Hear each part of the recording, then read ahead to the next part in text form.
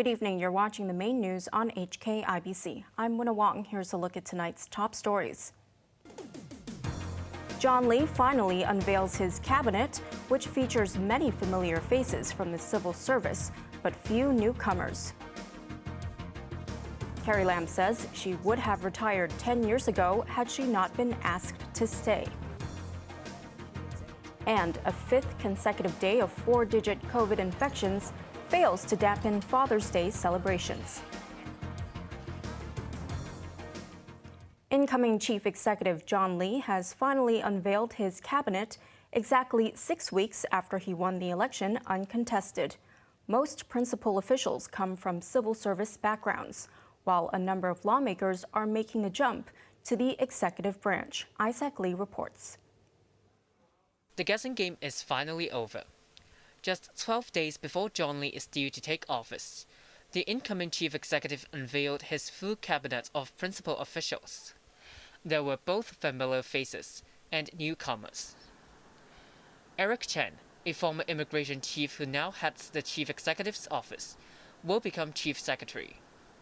Chuk Wing-hing, a career bureaucrat who retired as permanent secretary for innovation and technology in 2019, will serve as his deputy. Paul Chan will stay on as financial secretary, assisted by Michael Wong, who has been promoted from development secretary.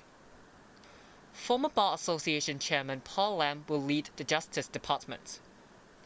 His right-hand man will be DAB vice chairman and lawmaker Horace Cheung. Among the 15 bureau chiefs, only 3 incumbent ministers will stay on for a second term. They are Security Chief Chris Tang, Constitutional and Mainland Affairs Secretary Eric Zhang, and Financial Services Secretary Christopher Hui. Education Minister Kevin Yeung will head the new Culture, Sports and Tourism Bureau. His former deputy Christine Choi will lead the Education Bureau. Also promoted is Undersecretary for Environment Tae Chin-wen, who will head the Environment and Ecology Bureau. Labour Commissioner Chris Sung will step up as Secretary for Labour and Welfare. The Transport and Housing Bureau will be split into 2. Both will be headed by bureaucrats. Architectural Services Director Winnie Ho will take points on housing, while Lam Sai-hong will step out of retirement to oversee the Transport and Logistics Bureau. Top bureaucrats Bernadette Lin and Ingrid Yang have been appointed principal officials, taking the reins of the Development and Civil Service bureaus. Only 2 newcomers came from the private sector.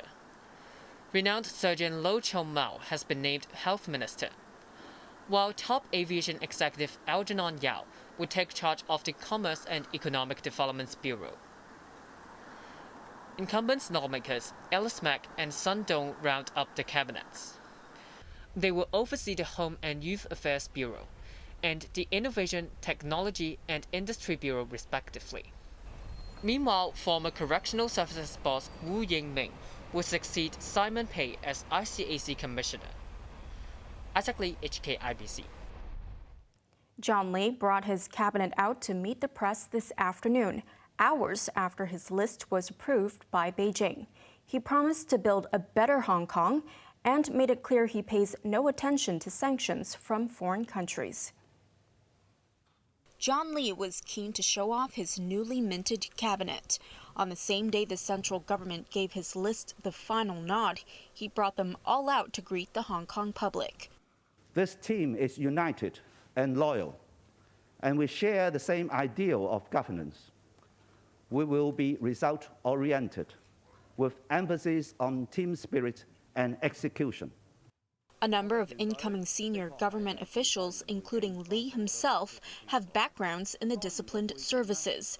They include his new chief secretary, Eric Chan, who used to be an immigration officer, Chan's deputy, Chuk Wing-hing, a former policeman, and Eric Zhang, the former director of immigration, who will be staying on as mainland affairs chief. The persons you've described have been serving in the current government for quite some time. They will just continue to stay on. When I consider nominations, I consider that competence, their expertise, and their experience. Different people with different backgrounds will have different advantages. Asked whether he would dispute his sanctioned status in Western countries, Lee made it clear he couldn't care less. Hegemonic countries make use of these so-called sanctions to scare SAR government officials. Well, their plans to undermine our national security were foiled. It gives us more confidence to take up our duty to safeguard national security. I slight these sanctions, and I don't care about these sanctions. Meanwhile, current lawmakers Alice Mack, Horace Chung, Sun Dong, and Nelson Lam will be quitting their jobs in the chamber to join the government. It is unclear how or whether they will be replaced in the Legislative Council. As John Lee gets set to lead Hong Kong, his predecessor Carrie Lam is counting down her days of public service. In an interview with HKIBC, the outgoing leader said she could have retired 10 years ago. Raymond Young reports. When Carrie Lam proposed revamping the government organization last year, some took it as a sign that she was gearing up for re-election. That was until the chief executive announced in April that she would not be seeking a second term.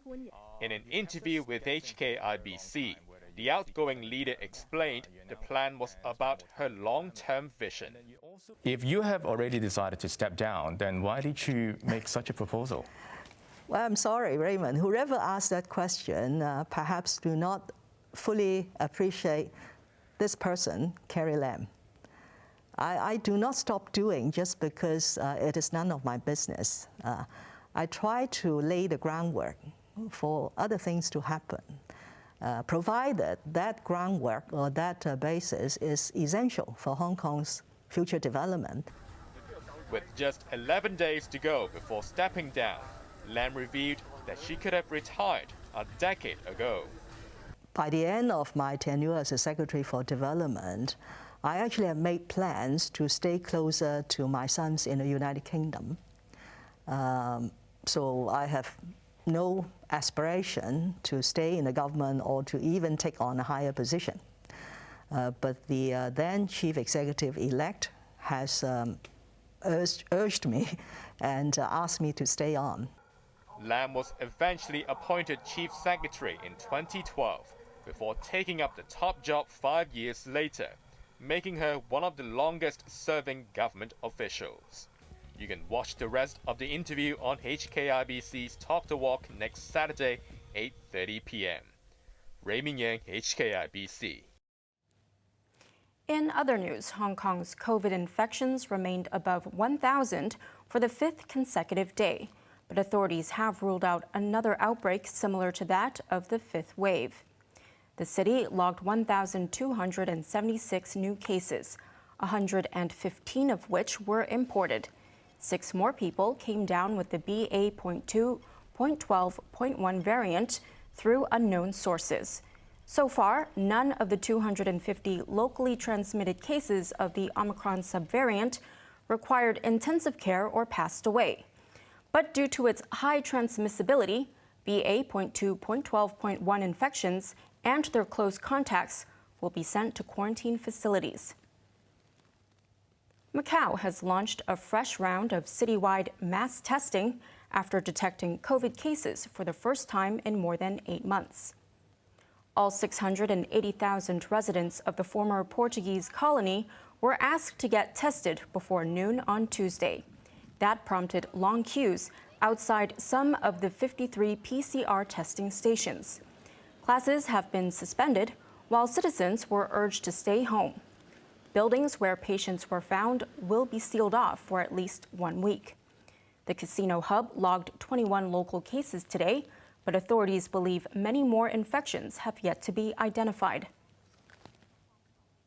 Business was brisk at restaurants across Hong Kong as families celebrated Father's Day.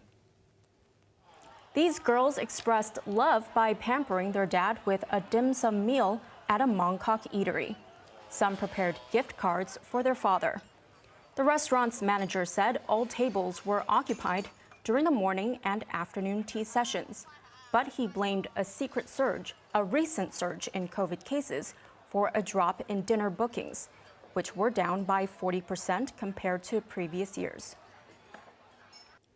Overseas, the Western world has been urged to keep up its support for Ukraine as Russian forces continue to make territorial gains. This as Ukrainian President Volodymyr Zelensky toured frontline cities outside capital Kyiv. Sarah Wong reports. Russia's invasion against Ukraine is inching towards a fourth month, with the battle intensifying in the eastern Donbas region. Over 4,400 civilians, including at least 280 children, have perished, while 13 million have been displaced by the war. Ukrainian President Volodymyr Zelensky made a rare trip to the key southern cities of Odessa and Mykolaiv. Russian attempts to seize the Black Sea port of Odessa by an amphibious assault have failed so far. But constant bombardment has defaced the city's historical facade and devastated residential areas. A 3-month-old baby was among 8 people killed when a Russian missile struck this building. Zelensky also thanked doctors at a local hospital and soldiers who defended one of Ukraine's few remaining access points to the Black Sea amid the Russian onslaught in the region. Residents also tried their best to get on with their normal lives. For the first time since the invasion, the Odessa Opera House reopened with a performance of Romeo and Juliet. As the war dragged on, some world leaders voiced concern about its diminishing attention.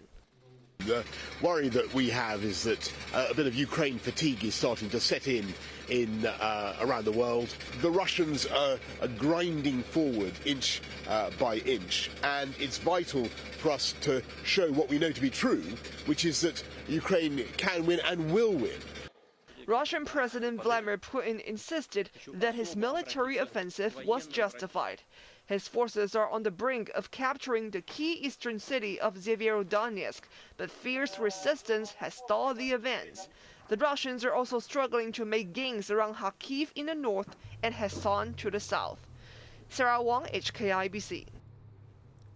U.S. President Joe Biden escaped injuries after he fell off a bicycle near his beach home in the state of Delaware. Oh, I'm good. Yeah. Keep up the good work. I keep on taking these things off. I got my foot caught in it. The 79-year-old stumbled as he tried to dismount his bike to speak to reporters waiting for him. Biden blamed the clumsy moment on the bike's pedal clips. On a separate note, the U.S. leader said he planned to talk to his Chinese counterpart Xi Jinping soon over tariffs imposed on Chinese goods by his predecessor, Donald Trump. And finally, tonight, dozens of bus fanatics waited for hours on a hot summer day just to get on Hong Kong's first electric double-decker. Maisie Mock was there to witness the moment.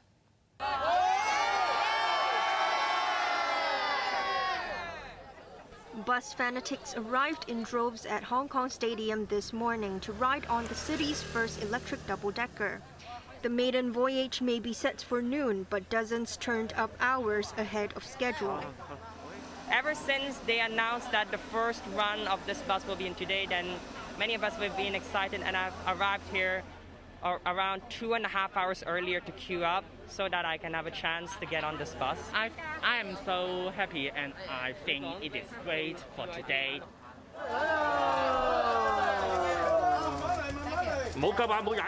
The long waits didn't seem to dampen the enthusiasm.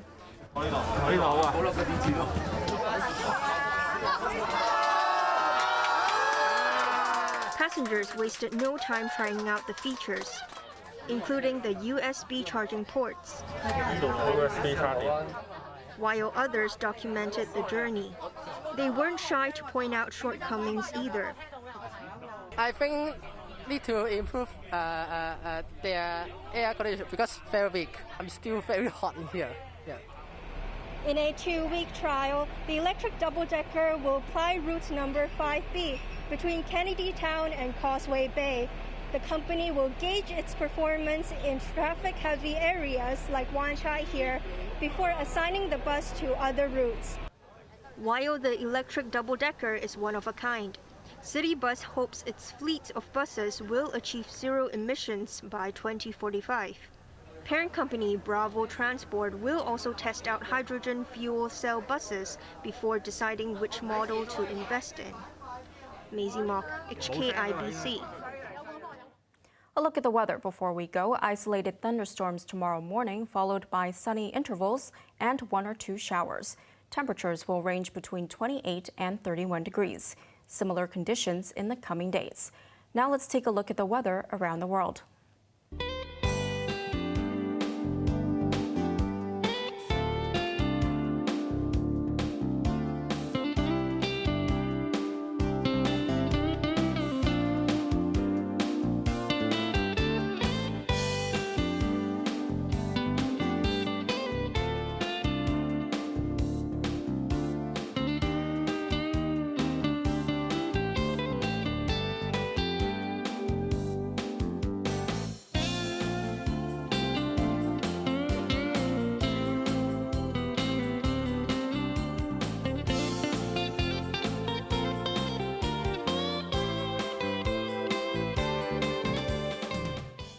And that's our main news for Sunday night. Join us for more at 11. I'm Wynna Wong. Thanks for watching. Good night.